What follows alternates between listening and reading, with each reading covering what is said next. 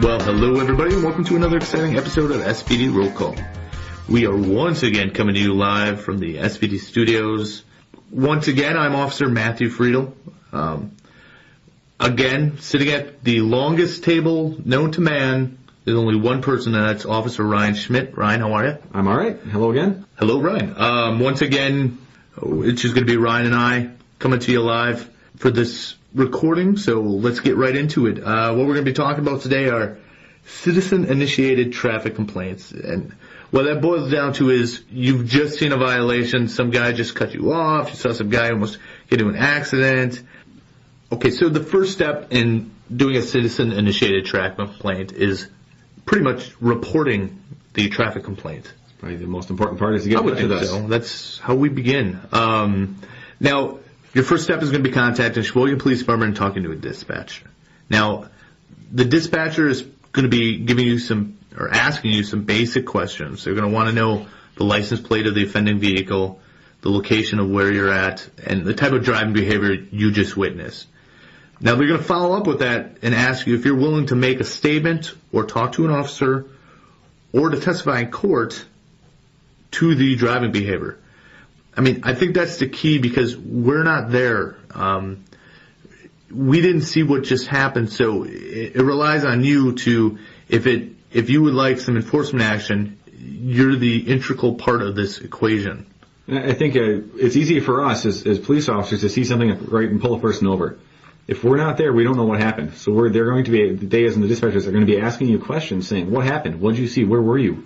Right. And sometimes these small things that you saw lead into more things. Sure. If you call in and want to report this, they're going to ask you, will you talk to an officer?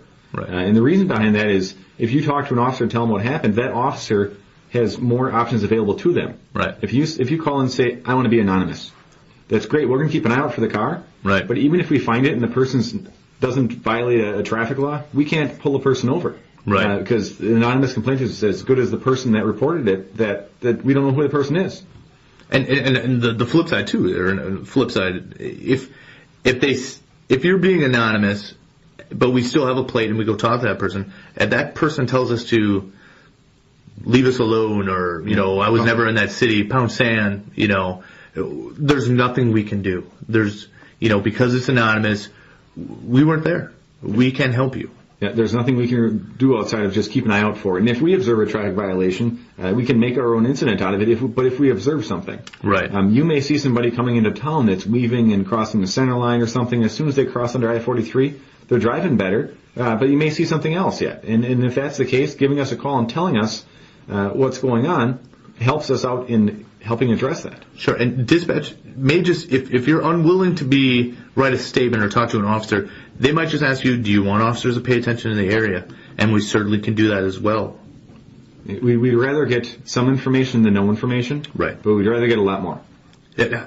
Help us help you. It boils down to, we'll work for you and we'll work on what you're talking about, but we need someone to talk to on this. Even if you give us a description of the driver so we can be on the lookout for that, or, every little bit helps. It's the who, what, when, where. I mean, what did you see? What was the vehicle doing?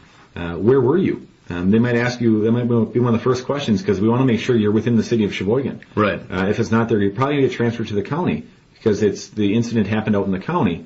Mm-hmm. But they're going to ask you, where are you? If the vehicle's ahead of you, are you willing to follow it? I'm not saying follow the person in the driveway. Right. If they're going down Erie Avenue and they turn south on 14th Street, will you turn and just follow? Just keep us updated. We'll intercept the car at some point. Right. And we can act on that.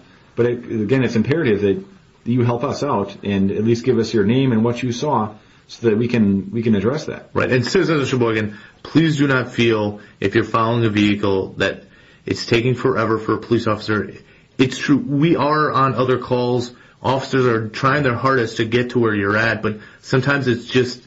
What you don't know sometimes is that when you call and you give this information out saying returning here, they're telling us that over the radio, not to one specific officer, but to everybody. Right. And there's somebody pointing that direction and just giving us updates, and we're heading southbound. There might be somebody coming northbound. They know what street to get on to wait for that person or to catch up to it. So we covered, your first step is to contact the Sheboygan Police Department and talk to dispatch. We also would like you not to be anonymous. I mean, certainly your right to be anonymous, but, it's more helpful when you're willing to, come forward to give us your information, and which goes hand in hand with you writing a detailed written statement. I mean, it goes back to, we weren't there. You were the only person that was there at the time. Give us, as detailed as possible so we can base our investigation off that. If it comes down to the point that eventually it continues on and ends up being falling into court, it's easier for you to remember those small details and quick write them down than to think, I'll remember that, and then a month or two from now, you're not quite sure exactly what happened. You saw the car and they swerved. Where did it happen at? Some of the small details, and that's what officers do too. We write reports to help refresh our memory on some things. We deal with that all the time. I mean, I don't know how many times for you, Ryan, that you've had to go to court on a traffic complaint that happened sometimes a year ago. Sure. By the time it gets to the point I would go to court, it's been quite some time that I have to go back and refresh my own memory, and that's the point of that statement, is to refresh your memory. Sure. And there's a reason why every time you talk to an officer, it's a who, what, where, why, and when it happened. Exactly. I mean, you're just getting all that basic information. But again, writing a detailed written statement really helps with the investigation. I think it's a small inconvenience. I'm not a big fan of writing either, but just getting that down, getting through it, it helps out just tremendously. Right. And that doesn't mean, you can come to the police department, grab a written statement. Mm-hmm. You can do this on your own time. I mean, it's not a issue of... It doesn't... If you find something and for some reason you have some other obligation, you can't deal with it at the time, that's fine. Come on into the police department, give us a call. We'll come out and talk to you about it, even if it's 3 hours, belated. Right. We can still. It doesn't matter if it happened in a split second. It is somewhat imperative, though, if you think that it's being caused because the person's possibly impaired. Right. I think that's kind of important that we were able to kind of deal with that on the spot. What are you talking about impaired, right? Let's say the person's kind of weaving around the road. Seems like they're having trouble maintaining the lane of traffic. And let's say a drunk driver, for that matter. Sure. Or somebody, say, impaired by drugs or something like that. They're going to show you that driving behavior. I think everybody, at one point, they made a car and said, whoa, that guy must have been drinking. Right. And when you see things like that, it's important that we get that person off the road. And maybe the person wasn't drinking. Maybe the person's just maybe it's time for them to not drive anymore. And we've done that. We've done that where someone's reported a possible drunk driver, and they follow the vehicle, just like, we would love them to do. And we intercept and we stop them. Turns out they're tired. Maybe they're fumbling with the radio or talking on the phone. I mean, there are reasoning or... I actually had somebody that I got called for someone that was passed out in a car. And talking to the person agreed to me that they had been drinking and all sorts of things. Well, what it was the person was actually having a diabetic reaction. Sure. The person wasn't drinking at all, but it was a medical episode, actually emergency at that point. He had gone so far down that path that had us not going out there, makes sense to me. Yeah. It makes sense to me. If we had not gone out there, who knows what could have happened? Sure. And it's funny is that everyone gets in these mindsets that it's always a drunk driver. In Wisconsin, we got a few bars in Sheboygan. Let's be honest, but not everything is alcohol related. I mean, there are other reasons behind poor driving. Could just be a poor driver. Let's be honest. We've had some instances where there's been a disturbance and we've gone through and someone pulled someone over for driving aggressively, kind of all over the road, and that was actually how we arrested the person that wasn't from town, trying to get out of town, was because the person was all over the road. Sure. Dukes of hazarding it out of the... Trying. Right. Sure, trying to. Now, another step for doing these citizen-initiated traffic complaints is your basic knowledge of the rules of the road. I mean, what are some ideas? What are we even talking about? I think even just speed limit violations. Sure. It's important to know what the speed limit is on that road. Sure. If you're calling about somebody going 40 miles an hour, or for that matter, 35, right, and the speed limit's 35, not 25, well, it makes a significant difference in how we can deal with things there. Making sure you understand what a complete stop at a stop sign is, and that's they say the complete cessation of movement. So the person completely stops, the tires don't move anymore. Kind of like Ryan dancing.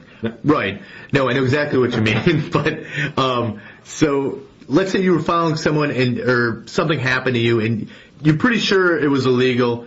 Go to the Department of Transportation's website. Just look at the rules of the road. You can find out yourself, hey, yeah, this was something they shouldn't have been doing. If you don't want to call us because you're not quite sure, you want to figure it out on your own, go to the Department of Transportation website. They have a rules of the road. It's an overview. Sure. And what you should and shouldn't do, what's okay, what's not. There's the long statutes, which are long. Right.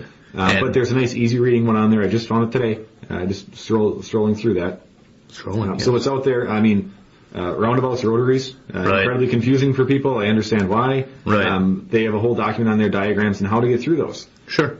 And it might just help you, period. I mean, I'm pretty sure, when you have a guy driving up on and by guy I mean anyone, but hitting a tree or knocking a sign, we all know that's probably illegal. That's probably running a stop sign, we know that's illegal. Right. But some of the smaller things, like yield signs or doing U-turns in the city, you can do U-turns in the city as long as they're not posted. Yeah, the laws actually changed within the last year or two that if you're at a stoplight, you're actually allowed to do a U-turn unless it's posted. Right. And you'll look around and we pull up an intersection at Taylor and Superior, for example. Mm-hmm. There's a U-turn sign in the middle, right in the traffic signal, saying no. The big U with the big circle and the line through it. No U-turns allowed. It's posted. You can't do a U-turn there. That's what we call clue in the police department. That's right. Fact for you right there. So when you see those, I mean, if you can do a U-turn safely, it's legal to do that. Right. But on the same note, if it's posted, you can't do it there. Now, based off your detailed written statement, we can issue possible citations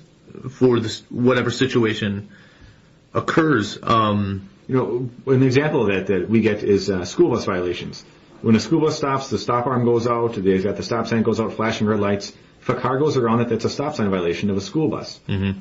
And the drivers actually report it to us. We enforce those. Right. Based upon the bus driver telling us, filling out a form, right. writing out a form and getting it to us, we'll follow up with that driver. They'll have the date, the time, the license plate, possibly what the person that's driving it looks like. Right. And we can follow up on that, and we do issue those tickets. Right. And we do issue tickets based off just citizen-initiated traffic complaints. I have written citations based off your complaints. Yep. It's an ordinance violation. For that matter, it's a violation. Right. Same thing if you witness a disturbance. It's treated the same way. Your statement is what we can enforce upon. And even if we don't issue citations, there is a thing called the driver condition report that gets referred to the Department of Transportation. Yeah, and a lot of times you run into that. We have somebody, let's say we pull a vehicle over, they appear like they're drunk. Mm-hmm. We got a call on it, pull them over. They haven't been drinking, but they have a physical ailment, or maybe just their age is a factor that their reactions just aren't what they should be. Right. We can fill out this form, and it goes right to the Department of Transportation, and that driver comes into the DOT office and has to go through a competency test, for that matter. Right. Make sure that they're up for it. They have to go through a road test again. And if they don't, their license isn't valid anymore. And that's even for, even if you're taking prescription drugs and following it, per doctor's orders, should you be driving with, some of this in your system or? Yep, there's therapeutic levels to things, and there's an argument to say the person would actually be impaired driving with that if the doctor prescribes it, but there's enough of a concern in you being behind the wheel that if it's not a violation, and citizens or the public can fill out the same form that we fill out. And I'm sure you can find it on the website, and I know the DOT office has it. If you have a family member or a friend that you're just concerned about driving anymore, you can fill this form out, document why, and the same reaction from the DOT happens if you fill it out or if we do. Right. We just have a little spot in the bottom. We fill it seeing if we wrote a ticket or not. Now, that brings us to citizens reporting possible OWIs or driving while impaired. Yep. Again, dispatch is probably going to ask you if you would follow the vehicle, because, again, it may take us a little bit to get to where you're at. Now, don't take that as, we love to get drunk drivers off the road. I mean, we live for getting drunk drivers off the road. It's a safety concern for everybody that's out there, and it's the people on the road and off the road. I mean, how many people go through front lawns? Right. My family drives on the same road in Sheboygan. I love to get drunk drivers off the road. With following the vehicle, it's also, supplying dispatch with, driving behaviors. What is he doing? I mean, everyone's driving behaviors is subjective. Yeah, just saying all over the road doesn't mean much. Right. There's certain things that are violations. Did he cross over the center line, or is he just within his lane but going back and forth? Right. Is his speed varying? Right. Did he disregard I'd say he, but did they disregard a traffic signal? Did they go through a stop sign? Are they, are they in their own lane of traffic? I mean, things like that. Do they appear law? I mean, things that we should that are helpful to us to help determine that, hey, this person's probably not in any condition to be driving right now. And I think what Ryan touched on earlier, what you're telling dispatch is what they're telling us over the air. So, every little piece of information you're giving us is going directly to us. More than likely, when that person says, hang on a second, it's because they're switching over to the radio channel and telling us exactly what you told them. So following the vehicle, giving great driving behaviors, and again, I don't want to keep hammering, but being willing to speak to an officer and write a written statement. I mean, that, we can stop a vehicle based off your written statement and driving. If we have a person that's willing to be a complainant, for that matter, to tell us what's going on and it's a traffic violation, we can stop the vehicle in that alone. Right. If you say, I want to be anonymous, this vehicle's here and it ran a stop sign somewhere else, we'll still follow the vehicle. But if they don't commit a violation, right, it kind of ties our hands of what we can do. Now, we can still try and talk to the person and some other things there, but ideally, if you're willing to give us a little information to get to check on these people, that's what we'd like. And as everyone knows, when you see a police officer behind you, your initial reaction is 10 and 2, head forward, trying to focus on the road. You're going to be more following the rules of the road. You'll be on guard, and everybody is. Right. I mean, I don't know how many times they follow just in normal driving. You get back in a car, we've gone from 32 to 25, and we don't exceed that. Right, like cruise exactly. control. So just to recap what we all talked about, I can't stress enough, your willingness to not be anonymous. It really helps us out. A detailed written statement and a willingness to testify in court. We want to help you curb poor driving, be it by the Pace Car program or you calling in these citizen-initiated traffic complaints, and we'll work with you as much as we can, but we need ammunition to help curb this behavior. And I think if you're willing to even just follow the vehicle till the officer pulls it over, the officer can come to your house later. Right. And have a statement. It doesn't need to be on the spot. If you're constrained by time, that's fine. We understand that. At some point, though, we'd like you either to stop the police department to give a written statement, or at least go home and let us know where you're going. We'll stop by. If you're in the city, no problem. Mm-hmm. Exactly. So, all right, everyone. I think that's going to do it for this week's episode. As always, you can contact us with future episode ideas or comments by going to the SBD website and clicking on the roll call banner. Once again, stay safe and thanks for listening.